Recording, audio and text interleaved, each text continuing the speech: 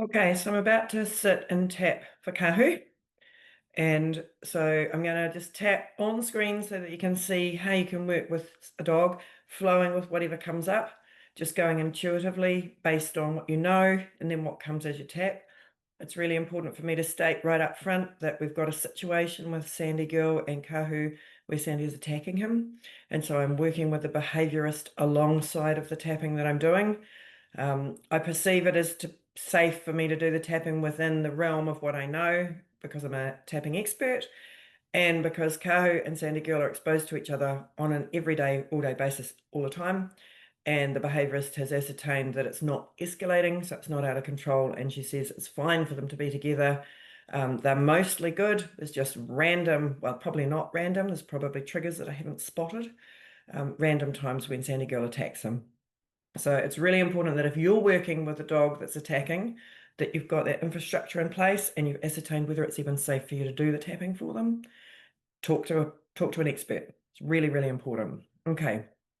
So I need to start by tapping for myself because I'm getting really frustrated with Kahu.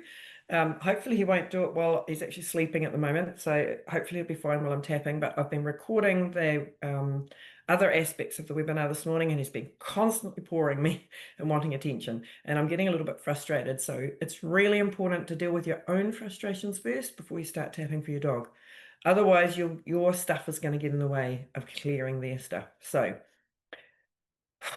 even though I'm really frustrated with Kahu's constant need for attention and how he scrapes his paw down my leg and it hurts, I deeply and completely love and accept myself.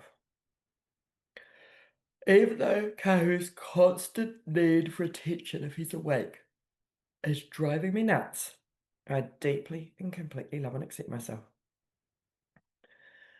Even though Kahu's constantly jumping up on me and pouring down me is starting to wear a bit thin, I deeply and completely love and accept myself.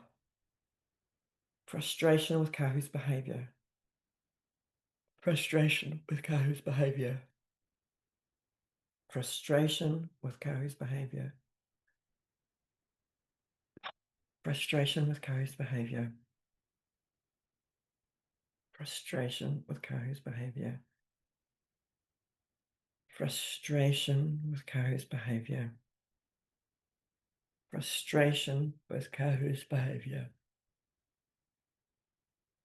Frustration with Kahu's behavior. Okay, so this isn't going to be just a regular tapping session because I'm actually going to be popping in all over the place to tell you why I'm doing what I'm doing and what's happening because you can't see what's going on inside me internally. So as is really common with EFT, I'm starting to yawn because my amygdala is calming down. And as is also very common, I'm shifting from frustration, which is that fight-flight status, to compassion for Kahu and for Sandy Girl, which is more the socially engaged, connected. So that's the state you want to be in. I arrived there real quick because my system's used to tapping. You may find that you need to do several rounds and explore different aspects of it before you get there. For me, I'm feeling much more grounded in my body. I can really feel my feet on the floor, my bum on the seat. I'm yawning, so I'm showing signs of the ventral vagal state, which is the relaxed, socially engaged state. So for me, as an experienced practitioner, I can say, yep, I'm ready to go. For you, you may need more rounds with that. So, okay. So half an hour ago, Kahu was attacked by Sandy Girl. It's the third attack that he's had in the last week. So it's not too regular, but it is definitely shaking him. He's currently curled up sleeping. I used what we were talking about with knowing about the state of the nervous system. So I immediately got my partner to come and get Sandy Girl and give her some attention because she obviously needed some. And then I gave him a possum tail to chew on because chewing and licking activate the calm, relaxed state. And so he's in a much better state now than he was, and he's now sleeping. And so hopefully he'll stay here. But if you see this big lanky teen appear on the screen, you'll know who it is. So I'm just going to go intuitively with what I am suspecting. So even though Kahu got a really big fright when Sandy Girl suddenly attacked him, because they've been fine together for over 24 hours, he's a great dog, and I love him very much. Even though Kahu got such a fright when Sandy attacked him. Okay, so what is happening now for me is I'm starting to show signs that I've actually got unprocessed stress from the attack. So I need to step away from tapping for Kahu for a little while and do some more tapping for myself because I haven't recognized. Yeah. Okay, so I'm just going to be vulnerable and let it be as it is so that you guys can all learn. So even though it freaked the shit out of me when Sandy Girl went for Kahu, because it would be really peaceful and there'd be no attacks for 24 hours and I thought it was okay and it just came out of the blue and I didn't see the trigger. I deeply and completely love and accept myself. Even though it was really scary having to pull Sandy Girl off Kahu and seeing the hurt and confusion in Kahu's eyes. I'm safe and they're safe. So I'm safe and they're safe is a really good phrase to use when there's been anything that could have been potentially traumatic. Even though I got such a shock with Sandy Girl attacking Kahu out of the blue, I deeply and completely love and accept myself. Such a shock, Sandy Girl attacking him out of the blue. She's such a lovely dog and she goes into fear so fast. And it's really scary having to get in there and intervene and pull her off him because she's so ferocious. Afraid I'll get hurt. Afraid of what it's doing to Kahu's confidence. Such a shock, Sandy Girl attacking Kahu. Such a shock, Sandy Girl attacking Kahu.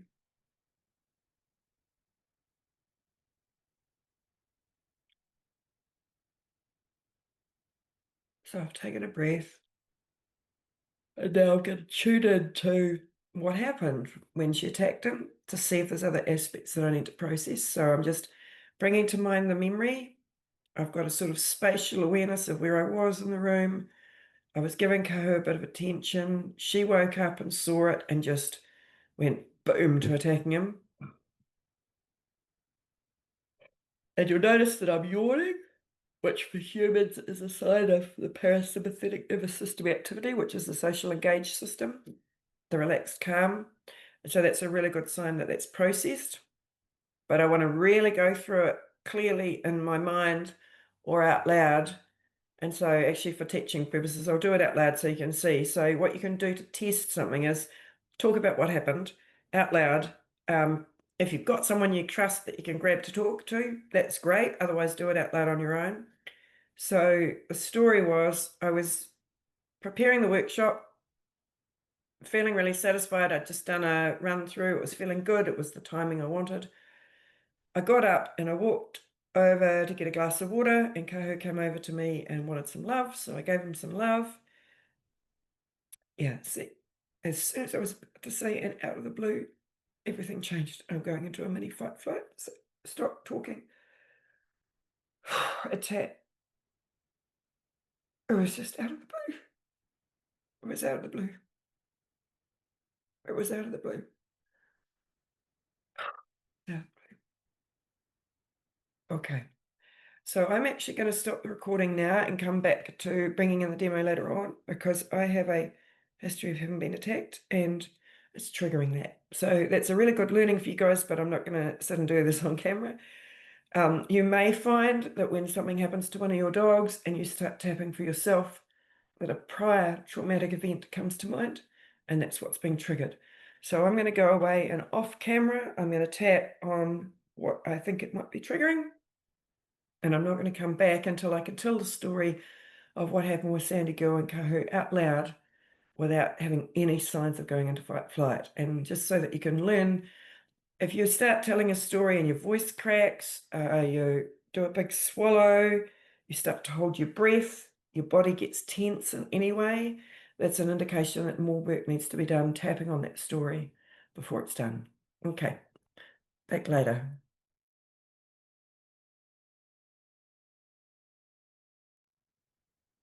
Okay, so I think I've cleared that, and this is another way to test it, because when I start tapping for Kahu, if the emotion comes back in, I know that I haven't fully processed it, and I need to do some more tapping for myself. Even though Kahu got such a shock when Sandy Girl attacked him out of nowhere, he's a great dog, and I love him very much. Even though Kahu got such a shock, Sandy all of a sudden ferociously attacking him. He's a great dog and I love him very much. Even though Kahu was so confused because the attack was out of the blue and he didn't know what was happening and he doesn't really defend himself. He's a great dog and I love him very much. Kahu's so shocked by Sandy's attack. Kahu's so confused by Sandy's attack.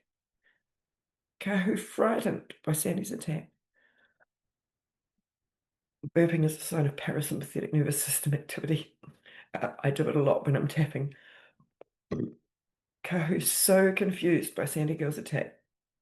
Kahu's so confused by Sandy Girl's attack. Kahu's so confused by Sandy Girl's attack. Okay. So as I'm tapping, my thoughts are starting to move automatically. I'm not doing it to this is just furthering his insecurity. And so that's an indication of where I need to go next. So I probably need to come back to this particular attack at the end and check that it's clear. But for now, what I'm going to do is I'm going to move into, even though Kahu has been passed from home to home over the last 14 months and is really feeling quite insecure, and Sandy attacking him just makes it worse. He's a great dog and I love him very much. Even though Kahu is feeling insecure and that's translating to him jumping up for attention all the time, he's a great dog and we love him very much. Even though Kahu's feeling really insecure and that's manifesting as him pawing me and scraping his foot down my leg, jumping up on me, trying to get attention, he's a great dog and I love him very much. Kahu feeling insecure. Kahu needing my attention all the time. Kahu feeling insecure. Kahu feeling my attention to feel needs to feel safe. Kahu needing attention to feel safe. Kahu feeling insecure. Kahu needing attention to feel safe. Kahu needing attention to feel safe. And sometimes you'll do another round without stopping because it just feels like you need to. Kahu jumping up all the time, needing attention. Kahu jumping up all the time, needing attention. Kahu jumping up all the time, needing attention. Kahu jumping up all the time, needing attention. Kahu's so needy of attention. And you can see I don't have to stay with the same phrase. If it morphs, you can let it morph. Kahu's so needy of attention. Kahu's so needy of attention. Kahu's so needy of attention. Okay, so I'm going to probably stop now with the recording, but I'm going to carry on with the tapping. But it gives you a flavor of how to work. You just tune in to what's there, work with what you know, tap, and see where the tapping takes you. One of the phrases that Gary Craig uses with tapping was through me, not by me. And that's a really good phrase to remember when you're tapping. You don't have to do it. You don't have to figure it all out. You don't have to put any pressure on yourself to get it right. Just let the words flow through you. That's the magic of tapping. If you can just get out of the way and let the words flow through you, that's a really good way of tapping. Now, if you find you can't do that, you can use tapping to help you resolve that. So you can tap on things like, even though I feel like I've got to get it just right, I deeply and completely love and accept myself. Got to get it just right. Got to get it just right. Even though I don't know what to say. Oh my God, Joe said what to say, but I can't figure out what I need to say. I deeply and completely love and accept myself, etc. So whatever you're feeling, you can use the tapping to clear things so that you can get out of the way and just let it flow through you. Let the magic flow through.